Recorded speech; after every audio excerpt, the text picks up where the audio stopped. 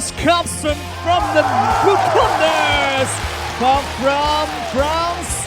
His name is Alvarez.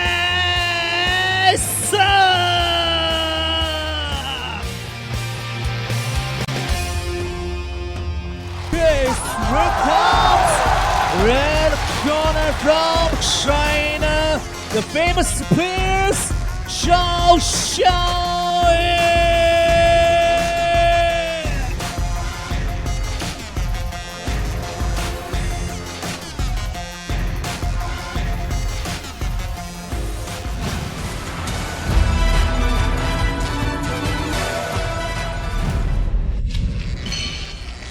Kamusta sa lahat, mahal na mga manonood?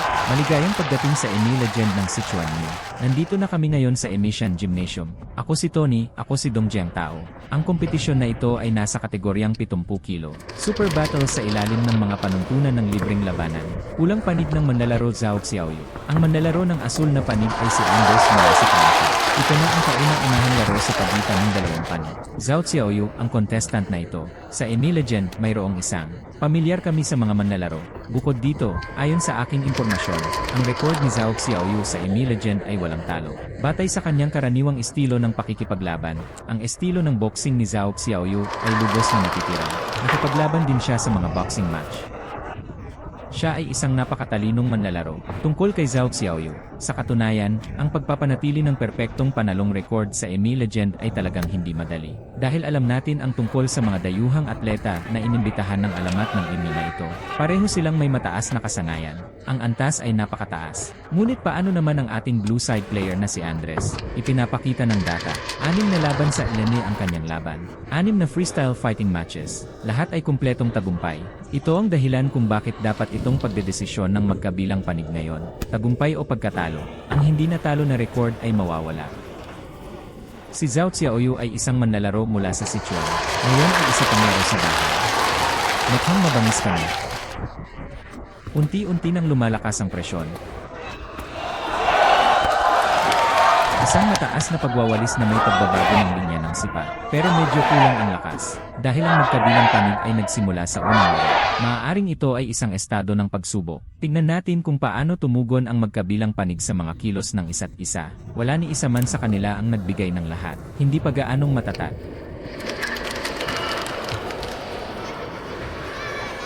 Pagkatapos ay hinawakan niya ang kanyang tiyan gamit ang kanyang kamay sa likuran.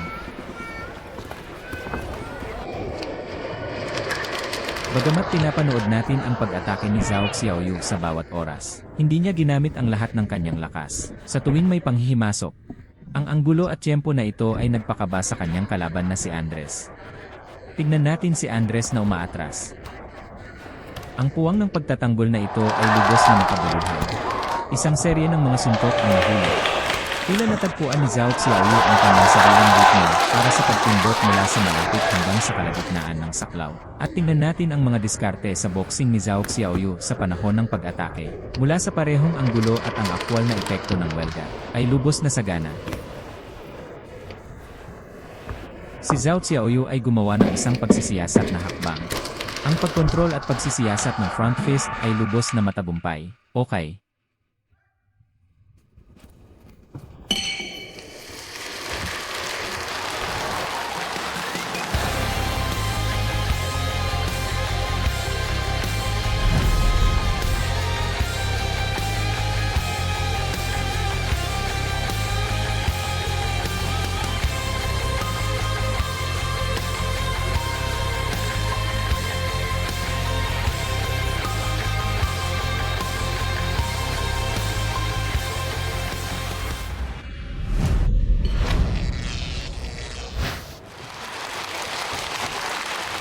Pumasok na ngayon ang magkabilang panig sa ikalawang round. Umaatake si Zhao Xiaoyu. Tingnan natin ang pagyanig ng kanyang katawan, at ang pagsubok ng forehand jab, at ang pangunahing welga ng front hand laban sa kalaban. Nakasandal pabalik sa pag-iwas. Ipinapakita nito ang isang malawak na iba't ibang mga diskarte sa boxing, ang anggulo ng kanyang pag-iwas, at ang katawan na yumuyuko sa panahon ng pagkakasala. Ang nakahilig na anggulo na ito ay medyo natatango. Ang boxing na ito ay nakasalalay lamang sa pamamaraang ito. Anumang bagay na mas mababa sa mas mababang tier ay hindi pinapayagan, kaya ito ay isang pag-atake. Kaya ang kanilang mga nakaraang segment ay dapat na mas maselan. Mahusay na mga kasanayan sa paggalaw. Sa ngayon, wala ni isa sa mga panig ang gumawa ng anumang partikular na halatang mga dula. Ito ay isang mabigat na suntok sa lahat ng iyong lakas. Hindi pa, ganap na nalulubog lang sa mood. Sa palagay ko para kay Zhao Xiaoyu, ito ay isang sinasadya, taktikal na kaayusan. Isang kombinasyon ng magaan at mabigat. Nakikita natin si Zhao Xiaoyu na patuloy na kinokontrol ang ritmo ng laro. Pagpindot ng mahigpit, bawat pag-attack ni Zhao Xiaoyu. Ang lahat ng ito ay isang uri ng pagsubok o sa halip panghihimasok. Sinusubukang gumawa ng pagkakamali sa paghuhusga ng kalaban. Pagkatapos ay samantalahin ang sandali. Samantalahin ang pagkakataong makahanap ng mabigat na suntok. At Andres, relatibong nagsasalita. Medyo konserbatibo siyang naglaro, kaya hindi siya naglakas loob na lumabas. Sapagkat sa tuwing gagamitin mo ang iyong buong lakas, ayusin ang iyong pangkalahatang postura at sentro ng grabidad. Ito ay magbubunyag ng isang malaking kahinaan. Tignan natin si Andres ngayon. Hindi rin sila nangahas na maglunsad ng gayong mabangis na pag-atake o pag-atake ng walang pag-aalinlangan. Napakalakas ng pagnanais ni Zhao Xiaoyu na atakehin. Sa gitna ng pag-atake, aatake siya ng mas maraming suntok at sipa. Tinatawag namin ito. Ito ay tinatawag na kombinasyon ng magaan at mabigat, na pinagsasama ang liwanag at mabigat. Sa kasong ito, maaari mong pabayaan ang iyong kalaban. Hindi mo masabi kung aling suntok ang mas mabigat, aling suntok ang mas magaan. Laging panatilihin ang iyong sarili sa isang tensyon na estado. Ito ay kumonsumo ng maraming ng iyong pisikal na enerhiya. Napakalaki. Ang pangalawang hakbang ay isang welga ng tiyan. Hanggang ngayon, dapat maging maingat ang lahat. Ang pag-atake ng tuhod sa hangin na ito ay medyo biglaan. Pero baka hindi sapat ang taas ng tuhod na ito. Sa madaling salita, hindi niya sinaktan si Zhao Xiaoyu at tinamaan ang tiyan. Si Zhao Xiaoyu ay medyo matalino. Sa una at unang kalahati ng ikalawang laro, palagi siyang gumagamit ng mga pamamaraan sa boxing at ilang mga pamamaraan mula sa boxing. Nagbibigay ito ng presyon sa kalaban. Ngunit nakita namin na malinaw ito ngayon. Kapag ang kalaban ay nakatuon sa pagtatanggol sa kanilang mga suntok, nagbigay siya ng mababang sipa sa perpektong oras. Sige, kunin mo na lang ang bait. Natapos ang ikalawang laro.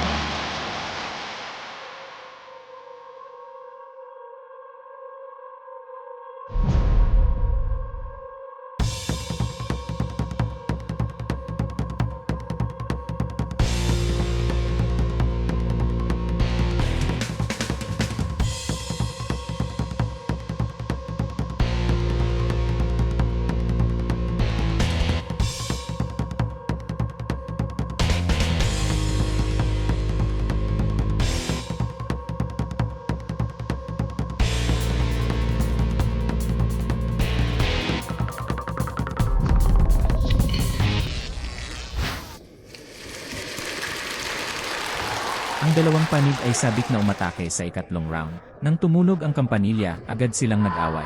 Sa palagay ko ang ganitong uri ng pagsisiyasat sa pamamagitan ng kombinasyon ng magaan at mabigat sa una at ikalawang pag-ikot ay mabuti rin. O sa halip, ang ganitong uri ng pagkonsumo ay isang magandang bagay.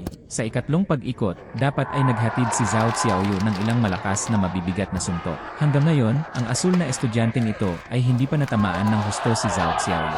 Natagpuan na ni Zhao Xiaoyu ang isang epektibong paraan upang umatake sa ikatlong pag-ikot. Sige, patuloy na suntok plus mababang sweeps. Tignan natin ang bawat mababang pagwawalis na titisod ang kalaban. Ang panlabas na hita ng kalaban na ito ay maaaring marami na siyang nasaktan. Maaari mong hayaan ang mga kalaban. Nakikita natin na ang mga kalaban ay lubhang naapektuhan kapag gumagalaw. Ang taktikal na pag-setup ni Zhao Xiaoyu sa unang dalawang pag-ikot ay lubos na matagumpay. Ang pamamaraang ito ay nagpapanatili sa kalaban na patuloy na gumagamit ng pamamaraang ito ng pagsuntok. Hayaan ng kalaban na ituon ang kanilang depensa sa itaas na kalahati. Pagkatapos ang taong ito, pagpapabaya sa kanyang pamamaraan sa binti. Tignan natin ang ikatlong laro. Ginamit ni Zhao Xiaoyu ang mabigat na low sweep kick na ito. Ang epekto ay napakahalata. At ito ay isang napakakakaibang bagay. Ito ang asul na binti ng asul na bilog na ito. Nagkaroon siya ng matinding suntok mula kay Zhao Xiaoyu. Ngunit tila wala siyang balak na umiwas. Dahil doon, kung sinabi mo lang iyon, ang buong depensa ng kalaban ay nakatuon sa pangunahing focus. At ito ay sa kamao ni Zhao Xiaoyu. Tignan natin si Zhao Xiaoyu. Para sa bawat flash at bawat pag-atake. Ang lahat ng ito ay nagpadama sa kalaban. Dapat lumapit sa akin ang iyong kamao. Sa katunayan, sa tuwing sinipan ni Zhao Xiaoyu ang isang binti. Tignan mo ang mga pamamaraan ng binti ay muli. Isang peking paglipat ha. Dapat ipagpatuloy ni Zhao Xiaoyu ang taktika na ginamit niya. Kapag ang mga paa ng kalaban ay nananatiling hindi na-apektuhan, ito ay lalong nadagdagan ang pinsala na ginawa nito sa kanya. Isang napakatalino na manlalaro. Itama ang hakbang. Sa sandaling sila ay naghiwalay. Zhao Xiaoyu palaging namamahala upang maghatid ng isang napakamalinaw na mababang sweep. Wow, mabigat ang suntok na ito. Sa palagay ko sa sandaling ito, Zhao Xiaoyu, kung hindi, patuloy na atakehin ang kalaban mo. Ang binti ay nawalis na dahil sa patuloy na pinsala na ito. Kung hindi, malinaw na ipinagtatanggol ng kalaban ang ganitong paraan. Dahil ang mga binti ay nagdusa ng mabigat na suntok. Sa pagtatanggol, ang ilan sa mga focus ay maaaring lumipat sa mga binti. Sa puntong ito, ibabalik niya ang suntok at muling hampasin ng husto ang kalaban. Ngunit sa ngayon, ginagamit pa rin ni Zhao Xiaoyu ang suntok na ito bilang kanyang pundasyon. Email address, nakatutok pa rin ang kanyang pansin sa kanyang mga paa. Sa puntong ito, nais kong maramdaman, dapat pabilisin ni Zhao Xiaoyu ang kanyang mga pag-atake sa pamamaraan ng binti. Okay.